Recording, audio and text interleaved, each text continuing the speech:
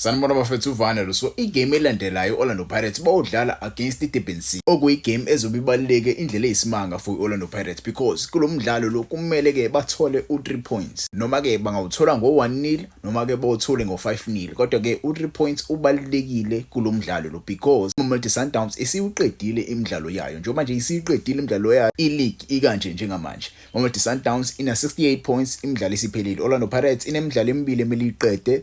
Oqala nje bawudlala against iDurban City mase ke owesibili lo ogcina ngci badlale against uBit College le eMbombela Stadium. So Orlando Pirates ke uma iwina against iDurban City bazothola 68 points mase ke bebe unumber 1 phezulu babe sicongweni. Mase ke beyodlala against iDurban City ilapho ke sebeyivala khona isizini sebeyiqukula iBetway Premiership. So kule game le izobaleka kakhulu. So ngokwami ke ngizoshaya ilineup prediction. Ungayigxeki ke yami lineup prediction. Ungitshele wena yakho injani lana prediction in my comments ungayigxeki. First and foremost bafethu ngiyalwazi udaba ngizoqala nje ngegoalkeeping position bafethu okubani na okuSipho Chain in my books umjida kumele ke ahambe ayodlala ku World Cup. Umjida uyimisele kakhulu kule season le so far. Abantu abaningi behlezi bethi ke iDefense Orlando Pirates iyona yenza izinto kodwa ke mase kunconywa iDefense abafuna ukusho ukuthi ke ama defenders Orlando Pirates are one of the best. Make Sipho Chain udlala kahle ku protect iDefense. Yipi iDefense emprotectayo.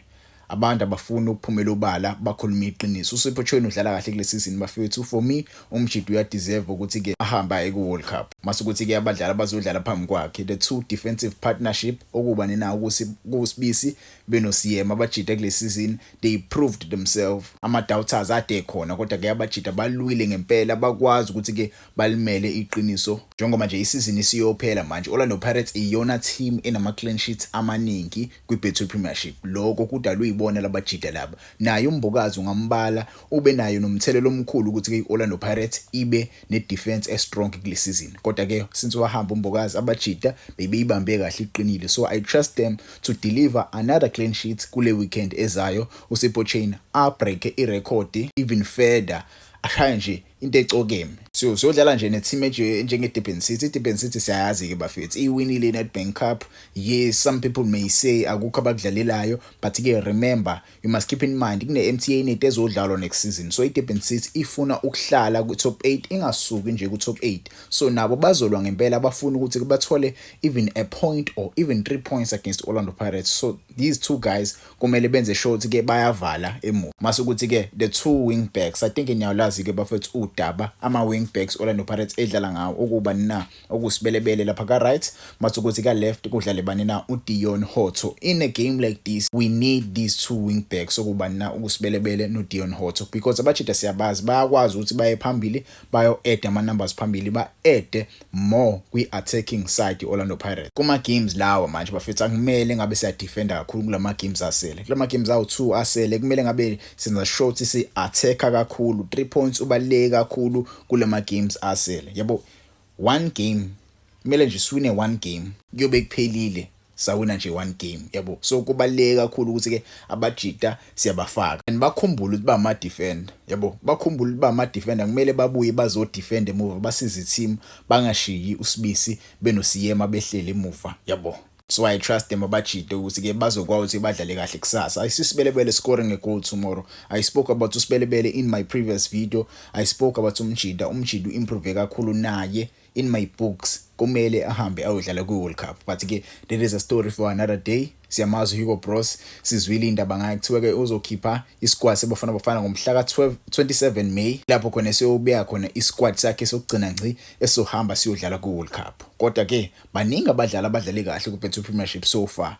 Kumele nje kube khona ifairness ekhethweni kwabadlali but ke asazi mase ukuthi lapha esiswini ke niyamazi umjida okwazi ukubamba izinto unumber 6 wami. Number 6 wami bafethu ngizwe ngathi ke kule season le uyashiya ngempela ubani nawo uMakhehleni Makhawula kuthiwa uzo retire. Ingabe le game le eyoyidlala against iDurban City uzobe kuyigame yakhe yokugcina yini lapha eArena. Uma uMakhehleni Makhawula ezo retire uzobe retire kahle kakhulu retire with ileague yeBetway Premiership because umjida usebe ne career enhle kakhulu. Indondo uyiwinile waziwadlala even ku Champions League. Umjida usedlale kakhulu. Ngokwami lesinqumo azosithatha kuyisinqumo esihle kakhulu. Yabo ngangijabulisa ukumbona retire kuyona iOrlando Pirates umjida. So kule game le kumele lenze sure ukuthi ke usinikeza 10 out of 10 performance for yena akwazi ukuthi ke a retire with imedal yegolide ye-Premiership. So kumele enze sure ukuthi ke usinikeza a 10 out of 10 performance against iDurban City. I really like uMakhehleni Makhawula and ngifikela ukuba ne-stress mengicabanga ukuthi ke mase retire ubani esomreplace ngaye. Yes, I know bakhona obani na oSehlenduli, but ke oSehlenduli currently abachita basanesa injury. I don't know ukuthi izobuya nini umjida yabo. I saw him training individually, but ke I hope Orlando Pirates ikhona iplan eyisethile for i-replacement yabani na yaMakhehleni Makhawula. Yabo there are many players akhona ku-Betway Premiership. We've heard news about Cisse, we've heard news about Bantz. Asazi ukuthi ke ubani uzomreplace uMakhehleni Makhawula. Mase ukuthi ke abadlali abazodlala phambi kwakho uMakhehleni Makhawula ngaqalisa bani na uTalente Mbatha and Mfokeng. Talente Mbatha and Mfokeng bafethu, this is the combination ye-midfield Orlando Pirates ejwayele ukudominate ngayo Messi idlala ku-Betway Premiership. Uma sobheke kuma games amakhulu Mfokeng uyaya abe isolated yabo Messi udlala lapha esiswini ezo number 10, but ke ubokunake kulama games la Mfokeng ezodlala khona izi-winger futhi mhlawumbe edlala nama team angayona threat ngaleyo ndlela, just like last game Orlando Pirates ngosikhathi idlala uTito bedlala izo number 10, but ke Mfokeng he was far wide. You saw to ke Mfokeng he was not that effective yabo, because Mfokeng usejwayele kakhulu medlana lama team lawa angekho strong. Sasijwayele kakhulu kuse Mfokeng simdlalise ezo number 10 uyakwazi ukuthi a create kahle ezo number 10. So I would put Mfokeng as number 10 kule game le, because umjida bafethu creative. Yes, I know Tito Maswanganye bafethu umjida uyadlala yabo.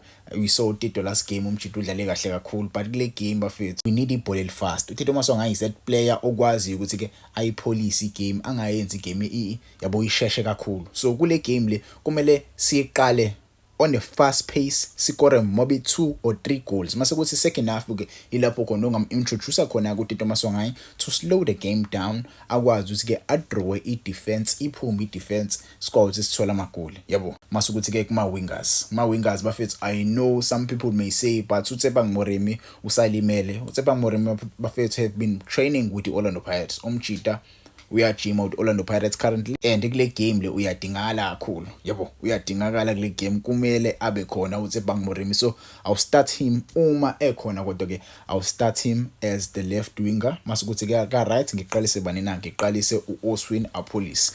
With these wingers siyazi ukuthi ke i-game plan ithini, score yabo, because abajida about 2 bayakwazi ukuthi ke ba show up in games like this. So ukuthi ke upfront inyalwazi udaba I'll start ubani na uEvidence Makgopa. So ngokwami this is the lineup I would line up for uma siyodlala against iDurban City yabo. Ungayigxeki ke yami lineup, ungitshela ukuthi ke eyakho ithini i-lineup. Uma kwenzeka engadlali bani na, engadlali uTshepo Moremi, mhlambe ngamthatha ke Mfokeng ngimdlalise ezi-winger, mase ngithatha uTito Maswanganye ngimfake ku-position number 10 yabo. Ungangitshela wena ngokwakho, what is your best 11 against iDurban City? Mina ke I'm not afraid of this game. I see Orlando Pirates walking away with 3 points, maybe 2 or 3-0 yabo, not too much, but I would prefer swinging ngo 1-0 yabo, just yabo, klama games awu 2 swing nje